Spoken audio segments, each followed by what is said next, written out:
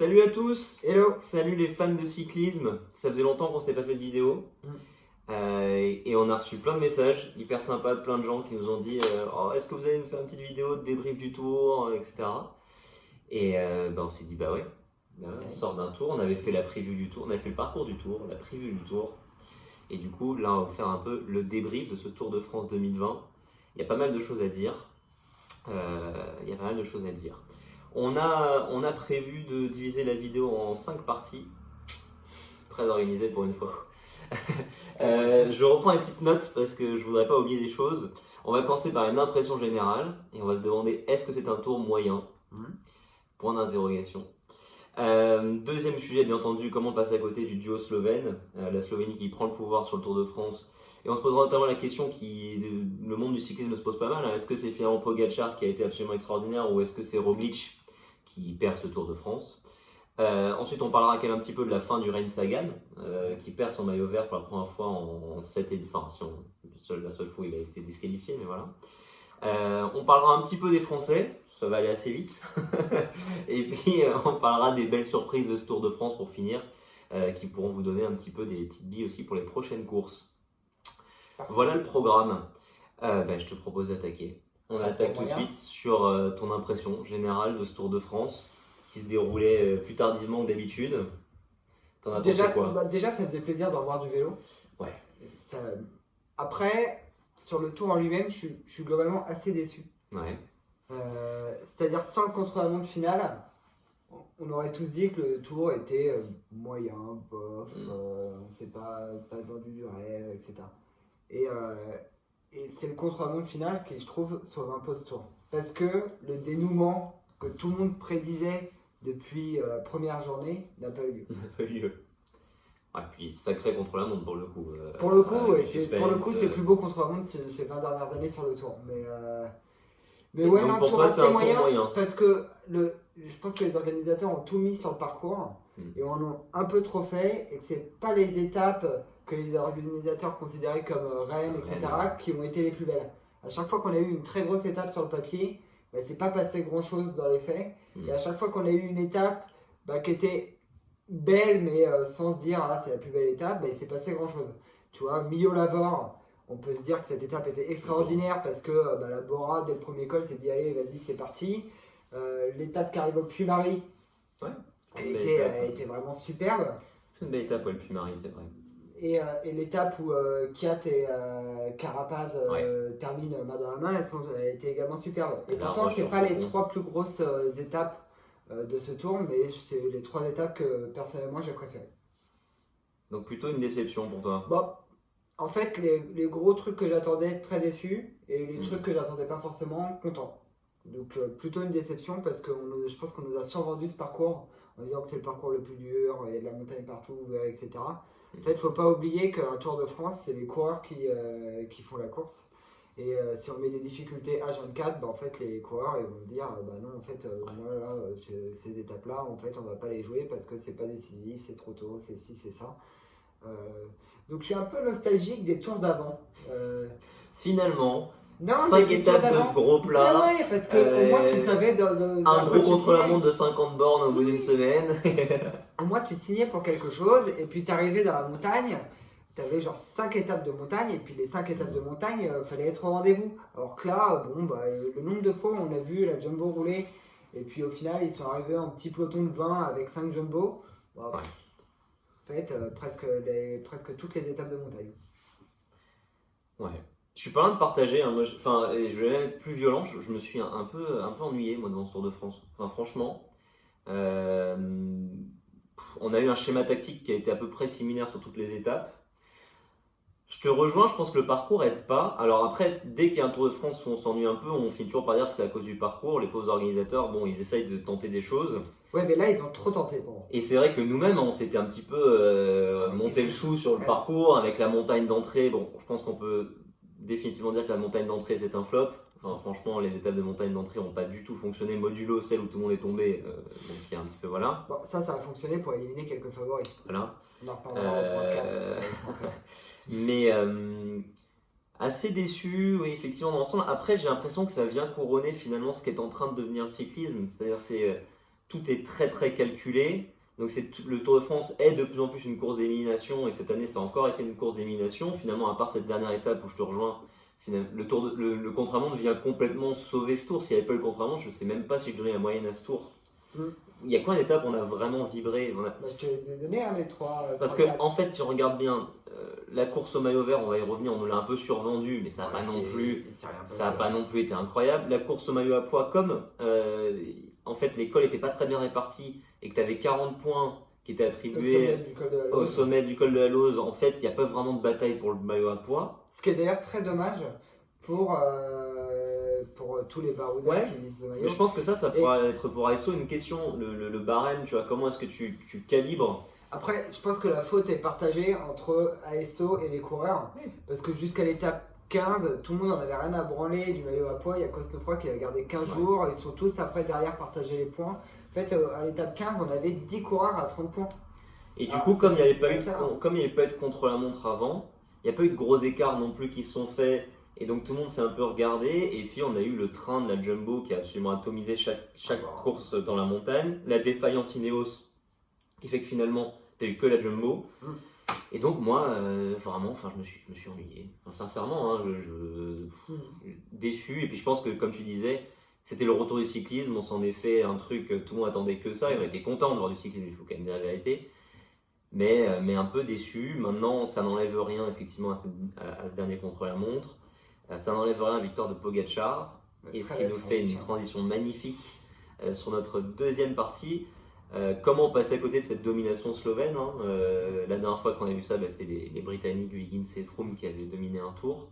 Et Richie Porte. Impressionnant, impressionnant. Les deux ont semblé vraiment les seuls en capacité de gagner ce Tour de France, on va y revenir. Et moi, la question que je me pose et que tout le monde se pose finalement depuis la fin du Tour, hein, c'est finalement, il y a eu beaucoup de débats sur la Jumbo qui a mal couru, qui n'aurait pas tué la course dans les temps, Roglic qui aurait dû attaquer lorsqu'il était plus fort. Et donc, est-ce que c'est Roglic qui perd ou est-ce que c'est Pogačar qui juste sort un chrono de l'espace et qui fait une belle course finalement, Pour moi, c'est pas Roglic qui perd, c'est la Jumbo qui perd. Ouais, pourquoi ? Parce qu'ils ont eu tellement d'occasions d'écraser le tour et ils ont tellement joué en fait à c'est nous les plus forts, c'est nous qui contrôlons tout, que pour moi il y a plein d'endroits où ils sont fautifs. L'étape de la bordure. Ouais. Pourquoi ils ne roulent pas comme des demeurés devant alors que Pogačar est éliminé? L'étape d'après, où Pogačar reprend une minute. Dans Péresourde, il reprend 40 secondes dans Péresourde. 40 secondes, une minute. Les étapes où la Jumbo est non, mais on va rouler sur l'échappée, vraiment, ça nous casse les couilles. Quand Guillaume Martin est parti, par exemple, tu vois. On roule sur l'échappée, c'est très important, on veut montrer qu'on est capable de gagner des étapes. Bah ok, mais en fait, Pogačar il te reprend des bonifs, hein, parce que Pogačar il te bat Roglic au sprint.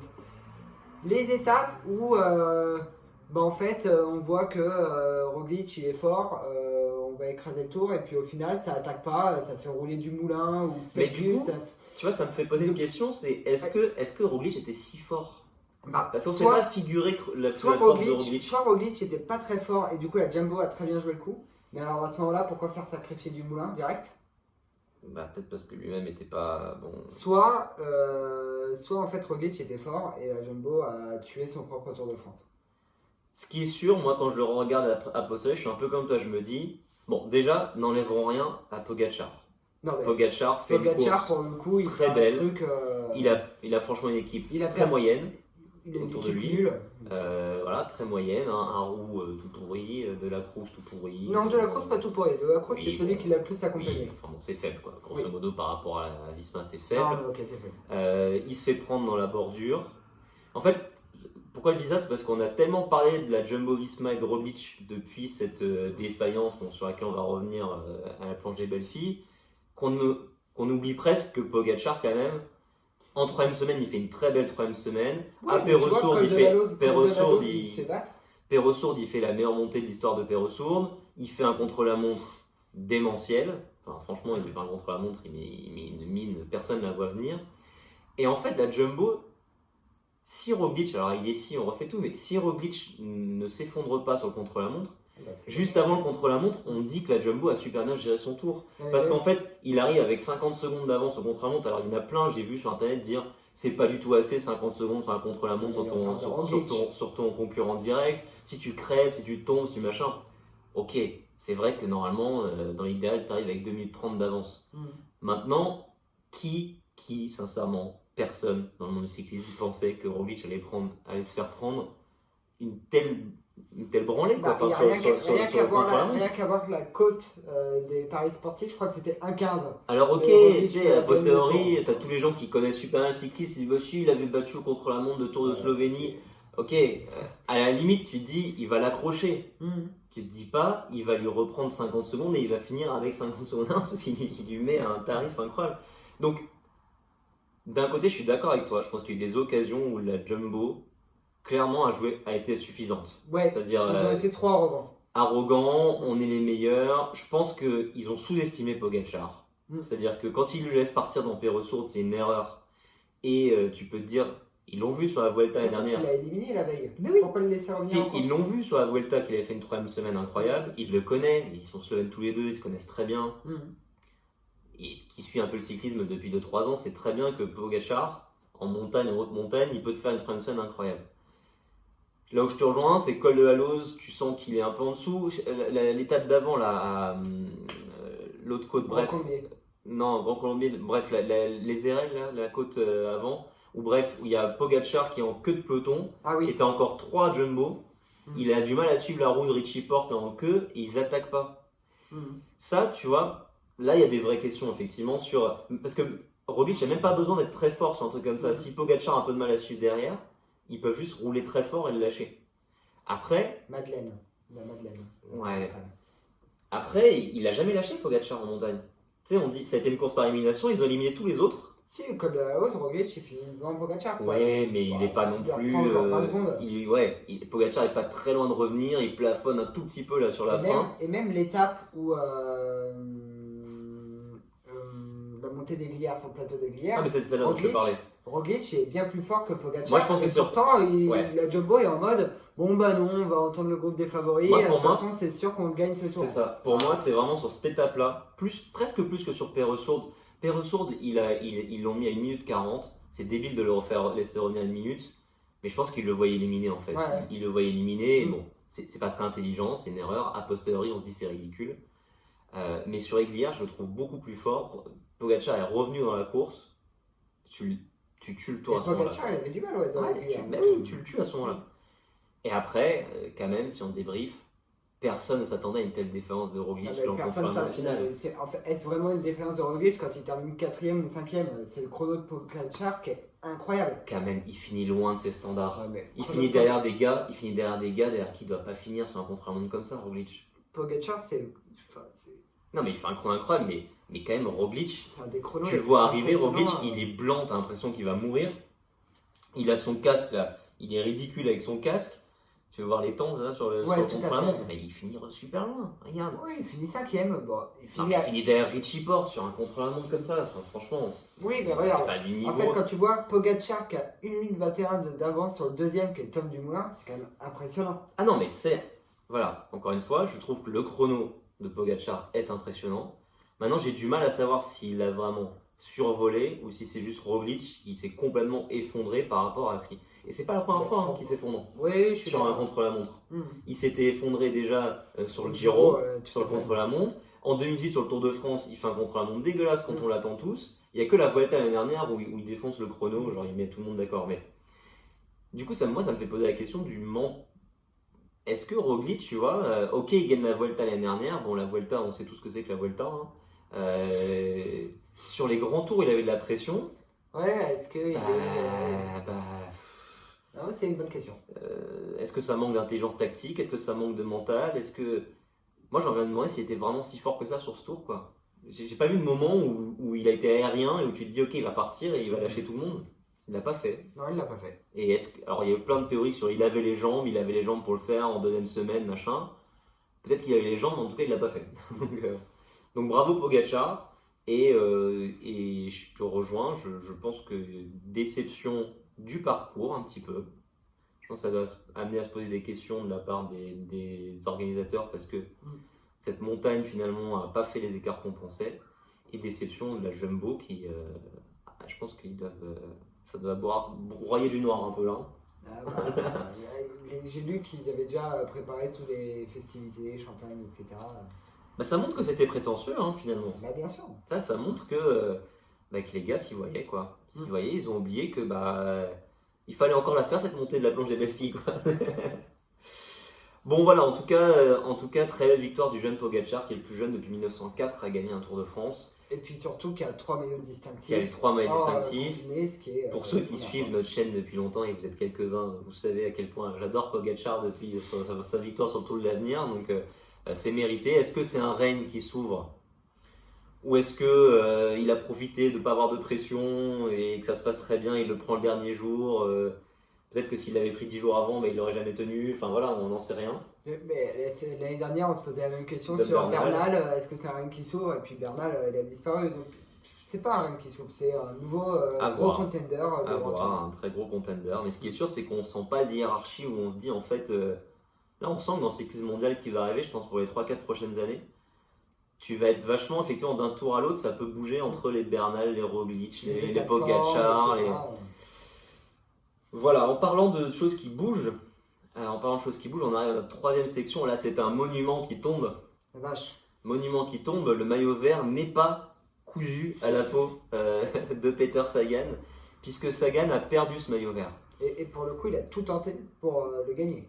Alors, ça amène plein de questions. Bon, il y a eu une scénarisation énorme de cette course au maillot vert, parce que en fait, comme on s'ennuie un petit peu sur Tour de France, les commentateurs ont quand même mis un truc autour de cette course au maillot vert, qui n'en a pas vraiment été une en fait, parce que si vous regardez bien, Sam Bennett a allègrement surdominé cette course au maillot vert, et d'ailleurs félicitations à lui parce qu'il a passé la montagne brillamment, et sa victoire sur les champs. Dans les étapes de montagne, il était accroché à la route Peter Sagan, il était accroché, il lui sapait le moral. Et sa victoire sur les champs vient couronner un très beau maillot vert parce que ça faisait aussi longtemps qu'on avait un maillot vert qui était juste le meilleur sprinter du peloton. Oui. En fait. Parce que Sagan, il y a eu des années où il était parmi les meilleurs sprinters, même sur des sprints massifs. Les premières années, il accrochait quand même. Mais ça venait surtout couronner quelqu'un qui était capable, dans la montagne, d'aller chercher des points partout. Qui était très régulier et qui allait chercher les points des sprints intermédiaires. Et capable de se mettre 3/4e sur un sprint massif et d'aller gagner des sprints en côte un peu durs. Ouais, tout à fait. Et là, cette année, pour moi, c'est le meilleur sprinter avec Caleb Ewan, les deux. Mais on voit quand même que Sam Bennett a pris plutôt le dessus sur Caleb Ewan sur la compétition, qui gagne ce maillot vert.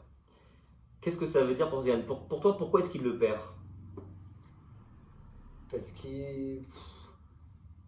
C'est le déclassement? Non, mais 10 ans au niveau, 7 maillots verts, d'enchaîne sur le Giro, c'est difficile d'être tout le temps au top. Ça montre qu'il est humain. Ça montre qu'il est humain. Est-ce que c'est la fin? Il y a quelques étapes où il n'avait pas eu de chance. Tu vois, quand le saut de chaîne, il contre tout, etc. Il y a quelques étapes où il n'a pas eu de chance, je pense que ça lui a un peu sapé le moral. Mais il est humain, je pense qu'on le reverra très fort à d'autres moments. C'est vraiment très content pour Bennett. Je pense pas que Sagan, c'est la fin de Sagan. Je pense qu'il reste un très bon coureur. Je pense juste que ça fait 10 ans qu'il est au top et il a le droit de perdre une fois ou deux, non? Ouais, après, il gagne plus tant que ça. Il gagne plus tant que ça. Il a gagné une étape à il déjà qu'il faisait le Giro. Il gagne plus tant que ça, mais ça reste. Il fait des places d'honneur, il fait beaucoup de belles places d'honneur, mais. Bon, on en reparlera à la fin de la saison. Moi, ma vision, c'est que je pense qu'il est fatigué, mais pas fatigué physiquement. Je pense juste qu'effectivement, comme tu dis, je sens pas le Sagan des années où il était. Où il avait la hargne, quoi. Après, tu le sens fatigué physiquement dans le sens où quand il devait prendre les échappées il avait pas les jambes, il avait clairement pas les jambes qu'il avait d'autres années, ça c'est sûr. Mais même mentalement, tu le sens pas. Ouais, je suis d'accord, mentalement. Tu le sens pas passionné par le truc. Et peut-être que c'est bien aussi pour lui, effectivement, d'avoir des gens qui viennent le chercher sur ce maillot vert. Parce qu'au moins, ça le motivait. Après, il faut quand même lui reconnaître quelque chose, c'est que même quand il n'a pas les jambes, qu'il n'est pas ultra motivé, que clairement il n'est pas au niveau des autres, etc., il fait du boulot, quoi. Genre, il a animé la course, il a fait rouler son équipe, il a essayé. Alors tu sentais qu'il n'avait pas les jambes de d'habitude, mais pourtant il a essayé. Voilà. Et donc, on ne peut pas lui enlever ça. C'est vrai que sa disqualification lui fait énormément de mal dans la course au point parce ce jour-là il se place bien en plus. Hein. Oui, je crois il est deuxième ou troisième, ouais. Donc clairement, alors après on ne reviendra pas sur la disqualification, est-ce qu'elle est justifiée, pas justifiée, avec le téléphone. avec la perche à selfie, selon l'angle de caméra c'est plus ou moins justifié, et c'est vrai qu'après Jacobsen, bon, on est un peu obligé d'être beaucoup plus dur là-dessus. En tout cas, gros défi pour Sagan l'année prochaine. Je pense aussi que le positionnement des sprints intermédiaires était un peu différent cette année. Ils étaient souvent très tôt dans les étapes. Ouais. Et donc en fait, ça a joué sur le fait que c'était beaucoup les sprinters qui ont été les faire. Il a pris beaucoup moins de points que d'habitude. Je sais pas s'il y a des stats qui sont sortis un peu là-dessus, mais je pense qu'il a pris beaucoup moins de points que d'habitude sur les sprints intermédiaires. Bah, surtout qu'il se faisait facilement battre. Ah oui. Quick-Step avait une bonne stratégie de placer des gars entre toujours Bennett les gars, et lui pour qu'il fasse moins de points. Morkov a pris pas mal de points, mine de rien. Alaf a essayé d'en prendre quelques fois. Et bien joué la Quick-Step qui, malgré une année moyenne par rapport à leur standard, montre qu'elle est encore capable d'aller chercher plein d'étapes, le maillot vert. C'est pas du tout un tour moyen quand on parle à leur standard. Ce que je veux dire, c'est que. Ils ont genre 5 victoires d'étape, un maillot vert, ils ont porté le maillot jaune. C'est pas moyen. Non, c'est vrai. C'est vrai qu'on est tellement habitué à ce qu'ils fassent des trucs incroyables que. En fait, t'es habitué qu'Alaf a des trucs incroyables. Alaf, il a quand même fait une victoire d'étape, maillot jaune. On y reviendra, on va parler des Français. On va parler des Français après. On va parler des Français. Et c'est vrai qu'on parle des Français maintenant. Parfait, putain, on est pile dans le timing, c'est incroyable. Les Français. Les Français. On est triste. En fait, on est triste parce qu'on avait beaucoup d'espoir. Et il y a eu des chutes pour Bardet, pour Pinot. En fait, je pense que quand on regarde le truc, c'est vraiment très différent d'un Français à l'autre. Effectivement, Bardet, Pinot. Des chutes. Bardet qui finit l'étape avec une commotion cérébrale. Pinot qui fait une grosse chute dès la première étape et qui du coup a mal au dos pour le reste du tour. Gaudu, même chose, grosse chute dès la première étape, du coup non performance pour le reste du tour. Alaf un peu hors de forme. Il y a Guillaume Martin qui fait un bon tour. J'allais dire, on peut peut-être parler de ce qui s'est bien passé. Il y a quand même deux victoires d'étape françaises. Guillaume Martin et Nance Peters. Très belle victoire de Nance Peters. Guillaume Martin, Alaphilippe, parce que tu parlais d'Alaf juste après. Donc Alaf et Nance Peters. Très belle victoire de Nance Peters après sa. Une très belle victoire d'Alaf aussi. Et très belle victoire d'Alaf. Elle me fait beaucoup sa victoire d'Alaf parce qu'elle est typiquement celle qui ne gagnait pas avant. Tu sens la victoire qui est gagnée à l'expérience. C'est-à-dire combien de fois, parce que là on a oublié parce qu'Alaf est devenu ce qu'il est devenu, mais en début de carrière, quand il était très fort et qu'il était tout le temps deuxième, et qu'il attaquait en tous les sens, on disait ouais Alaf, putain, en fait il sait pas gagner, il sait pas gagner. Et en fait là tu sens la victoire de l'expérience. Hirschi était clairement meilleur que lui et il lui revient dessus. Heureusement qu'il n'y a pas 15 mètres de plus dans la course parce que sinon il ne la gagne pas. Mais là c'est la victoire de, il n'a pas les jambes d'habitude, en tout cas pas les jambes de l'année dernière c'est sûr, mais il part au bon moment, il sent bien le truc. Il a bonne attaque au bon moment et il va gagner son étape. Très content pour lui parce qu'il n'avait pas les jambes sur ce tour et ça lui permet de faire un hommage à sa famille, à son père. Difficile, Et encore une fois, Alaf animateur du tour, quoi. Alaf animateur du tour, dans les échappées. Il a essayé d'attaquer dans les étapes où il était devant. Il n'avait pas les jambes, mais il a essayé d'attaquer. Très fair play, toujours à dire je me suis fait battre par meilleur que moi. Je trouve il n'y a pas eu de truc. Sincèrement, en fait, on est tellement habitué au standard d'Alaphilippe qu'on se dit il a fait un tour très moyen. Il y a plein de gens qui paieraient pour son tour. Une victoire d'étape, un maillot jaune. C'est un très beau tour pour Alaf. Deuxième bonne nouvelle, effectivement, le très beau tour de Guillaume Martin. Qui n'a pas eu de chance non plus sur quelques petits trucs. Qui crève un moment, au mauvais moment. Qui a eu des petites chutes sur les étapes de la deuxième semaine. Qui du coup, depuis Marie, il souffre un peu de ses chutes. Mais très beau tour. Enfin voilà, à un moment. À un moment, on y croyait. Il a quand même été sur le podium pendant assez longtemps. Il a été sur le podium pendant assez longtemps. Il finit finalement, c'est ce que j'étais en train de regarder, 11e, donc aux portes du top 10. Alors qu'il finit 11e, alors que la Jumbo ne le laisse jamais partir. Et il se fait doubler par Caruso parce que la Jumbo fait Caruso, pourquoi pas. Il aurait certainement mérité un peu mieux, sincèrement. Un peu mieux. Un top 10 ça aurait été très mérité. Un top 10, parce que du coup, quand même, on n'a aucun Français dans le top 10. Et non, ça fait parce très que longtemps. Wawa est 15e, quelque chose comme ça. Ouais, 14. Ou 14e. Et puis très loin. Et donc, Pierre Roland 18e, et après c'est Kenny Lisson 25e à 1h40. Donc finalement, Guillaume Martin fait son tour. L'année dernière, il a dû finir 12e ou 13e. Donc encore une progression. Il est dans une progression. Très clairement, il a suivi les meilleurs assez longtemps. Et c'est c'est une petite surprise. Enfin, on peut pas non plus. Ok, il avait fait un très bon critérium, etc. Mais le voir avec les meilleurs pendant les 2 premières semaines, bien s'accrocher. Puis bon, à un moment, il y a eu ses limites déjà parce que son équipe a des limites et que lui, il est aussi en cours d'apprentissage de ce niveau-là. Il n'a jamais été à ce niveau-là, donc c'est normal. Après, on en vient dans la progression et déception. Moi, Bardet, j'ai été impressionné par son début de tour. Bardet, c'est pas une déception. C'est pour ça que j'ai utilisé le mot triste. Tu vois, j'ai pas dit déçu, j'ai dit je suis triste. Parce que Bardet, il était dans l'ombre, tout se passait super bien, et puis grosse chute. Quoi. Bardet, gros état de forme. Hein. Moi, je le voyais pas aussi fort, sincèrement, arriver aussi fort sur le tour. Il était bien, il suivait les meilleurs. L'histoire racontera jamais si à la fin il se serait effondré ou pas, mais moi, vraiment, j'étais impressionné par Bardet. Il était quand même longtemps 3e ou 4e là, du tour. 4e, ouais. 4e. Bon, puis malheureusement, il prend cette chute, commotion cérébrale. Bon, on peut pas lui en vouloir, hein. Il tombe, c'est fini. Grosse chute, Quintana tombe avec lui, après on a vu ce qui s'est passé sur le reste du tour de Quintana. Ouais, exactement. Et puis on arrive à Pinot, l'énième... on est triste aussi. L'énième désillusion pour lui. Je pense que cette année, elle fait particulièrement mal, presque plus que l'année dernière, parce que ce tour tout le monde avait toujours écrit qu'il avait été tracé pour lui. Oui, après, est-ce que ça fait plus mal que l'année dernière? Je pense pas. Mais... Ouais, peut-être pas, mais là, il a même pas pu défendre ses chances. C'est ça qui est terrible, c'est que... Pourtant, j'ai envie de donner des bons points quand même. C'est-à-dire que sur la bordure, il se bat, il est devant, on va même rouler. C'est quand même très bien joué. Sur la bordure, il emmenait un plus petit braquet que les autres. Et tu le voyais beaucoup plus mouiner parce que justement, il avait déjà super mal au dos. Super mal au dos, etc.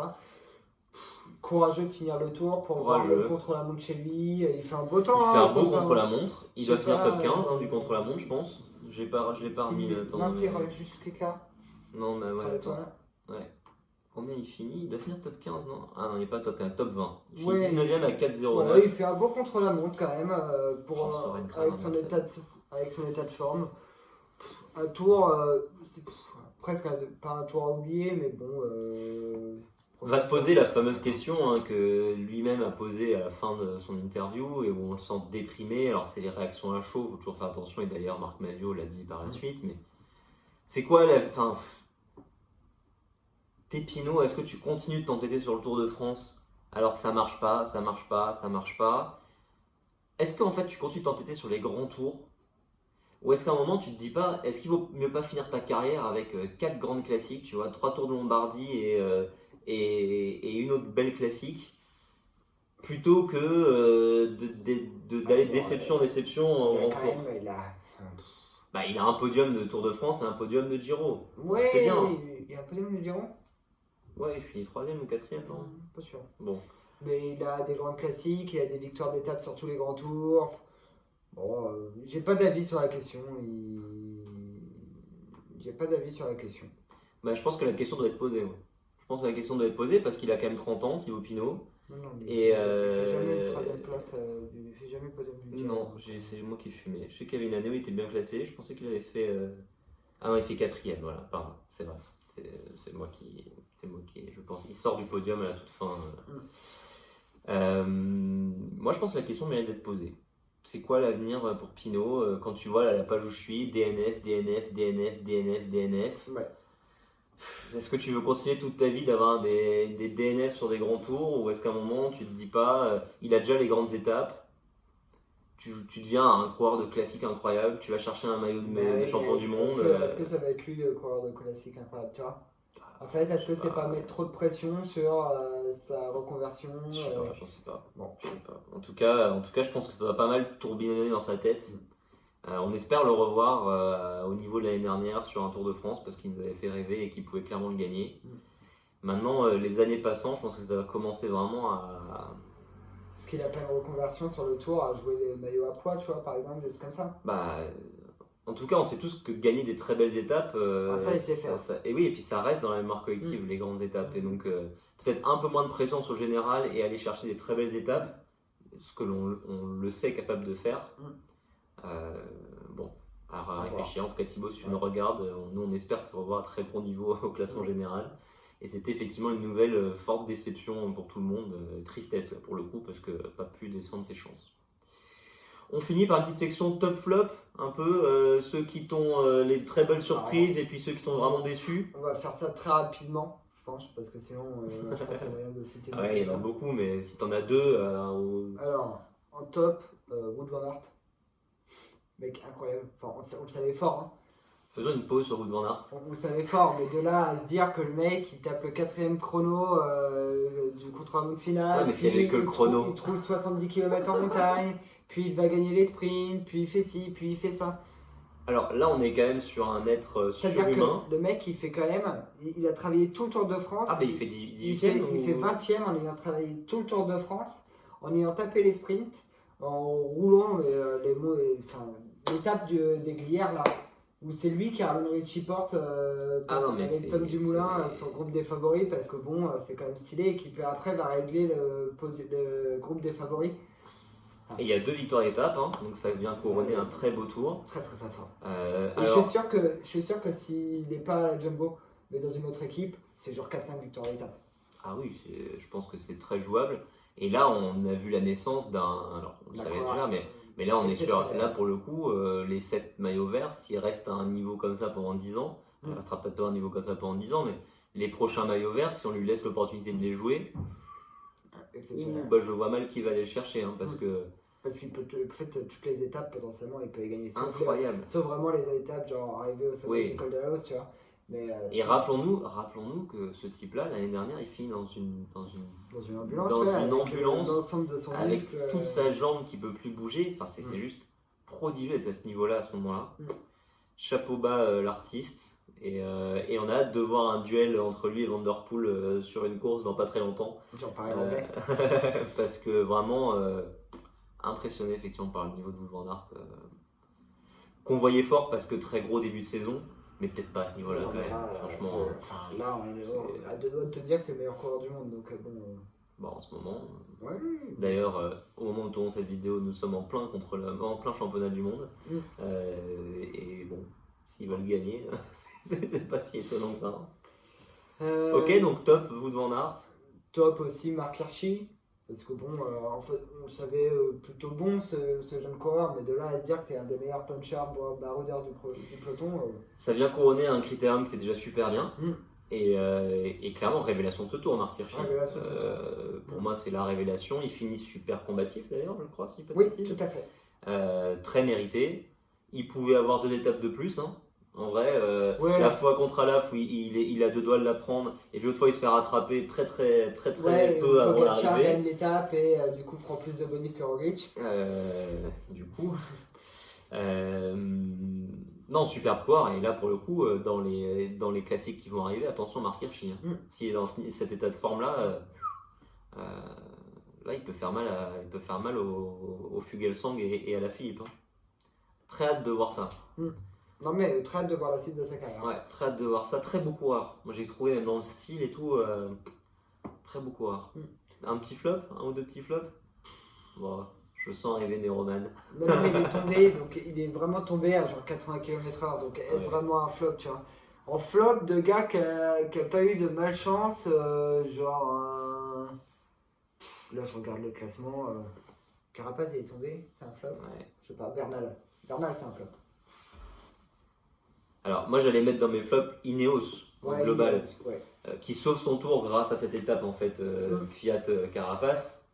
Enfin, quand même, là on prend pour acquis que Ineos. Enfin, tu vois, c'est limite, on n'en parle pas quoi. On parle d'Ineos, l'équipe qui a dominé le tour depuis 10 ans, qui met pas un gars dans le top 10.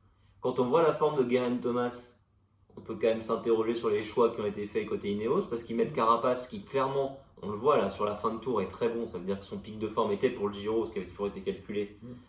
Et voilà, parce qu'il fait une belle fin de tour, Richard Carapace pour le coup. C'est une très belle fin de tour. C'est juste que il a pris la bordure parce qu'il a crevé, et ensuite il a pris, je crois qu'il prend une chute un jour qui met un peu loin. 2-3 éclats, je sais pas trop quand, mais à part cette étape, d'ailleurs qui vient couronner Kwiatkowski, qui fait plaisir parce que c'est un très beau coureur qui a été juste un équipier incroyable depuis 5-6 ans. C'était vraiment super.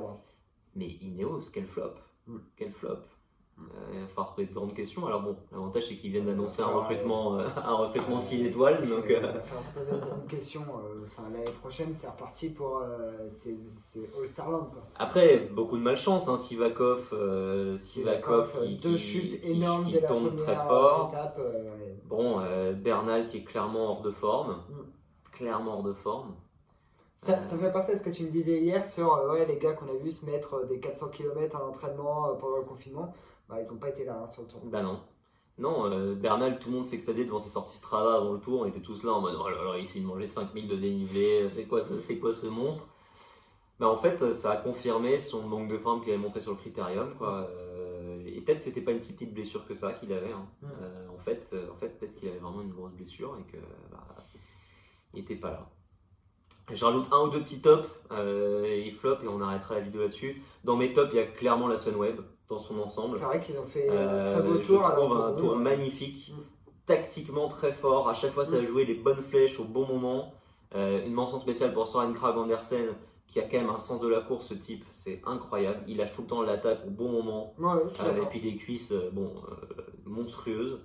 Et à chaque fois, ça a bien joué. Même Tige Benoît, tu vois, qui fait pas le tour incroyable, il est toujours là pour attaquer. Il emmène ses gars dans son siège. Bref, je trouve que la Sunweb a fait un tour, un très beau tour. Hirschi et Sunweb, bien sûr. Donc il y a beaucoup de victoires d'étape côté Sunweb. Un deuxième top, plutôt qui vient couronner une carrière, c'est Richie Porte. Richie Porte sur le podium. Alors ça me fait d'autant plus mal que personnellement sur la route du Tour je prends très souvent Richie Porte et qu'à chaque fois il tombe, donc cette année je ne l'avais pas pris bien entendu et cette année il a réussi. Mais voilà, ça vient couronner, qu'on aime ou qu'on n'aime pas, une très belle carrière et puis un niveau de forme moi que je ne l'avais pas vu venir. Hein. Franchement il a suivi les meilleurs, à chaque fois il était collé, enfin incroyable. Et en flop, moi j'avais principalement Ineos. Hein. Ineos et puis le flop global de l'intérêt de ce tour en termes de suspense et de... Si en flop je mettrais quand même aussi la Movistar qui quand même... Henrik Mas il fait 5ème, tu l'as jamais vu Ouais mais... Oui, en fait je mettrais top Henrik Mas et flop la Movistar, c'est-à-dire que Henrik Mas fait un tour, moi je le pensais pas à ce niveau-là. La Movistar, attends, il gagne le classement par équipe aussi. Hein. Oui, ok. C'est l'objectif premier depuis 50 ans. En fait je vais le faire autrement, c'est une équipe qu'on a toujours vu animer la course. On va encore se reprendre des commentaires, on va vous détester la Movistar. c'est vrai. Mais non, mais là cette année pour le coup on les a pas vu animer la course. Il y a Marc Soler qui est parti un peu devant, Valverde était clairement pas à son niveau, même si il est incroyable ce type parce qu'il finit encore top 10 du tour à son âge. Mais j'attendais peut-être un petit peu plus, même si c'est vrai que tu as raison, Henrik Mas fait quand même un tour. On l'attendait pas à ce niveau-là. Deuxième au maillot blanc. Non, c'est quand même un beau tour pour Henrik Mas. Donc bon, je revois mon jugement pour tous les fans de Movistar. Il y en a, on le sait, puisqu'on s'est fait allumer parfois. Voilà, en tout cas, il y a eu quand même des beaux tops. Voilà, il faut quand même les souligner. Et puis, si tiens, un flop, Mikel Landa, pareil, j'attendais un tout petit peu mieux que ça. Il fait un beau classement général parce qu'il a de la chance qu'il n'ait pas autant de favoris que attendu, mais j'ai trouvé qu'en montagne, il n'a pas animé comme il anime, comme on a pu le voir sur d'autres grands tours. T'es difficile. Je suis difficile, c'est vrai que je joue mon difficile. Bon voilà, en tout cas, merci à tous de nous avoir suivi cette vidéo. N'hésitez pas, vous, en commentaire de la vidéo, à nous dire un peu ce que vous avez pensé de ce tour. Est-ce que finalement la Jumbo-Visma est la pire équipe de l'histoire en termes de gestion d'un grand tour? Est-ce que Pogacar est... voilà, est-ce que Pogacar est le futur Contador du cyclisme mondial? On évite les débats sur le dopage. On pourra faire une vidéo, un de ces quatre d'ailleurs, sur le dopage. Ça sert à rien.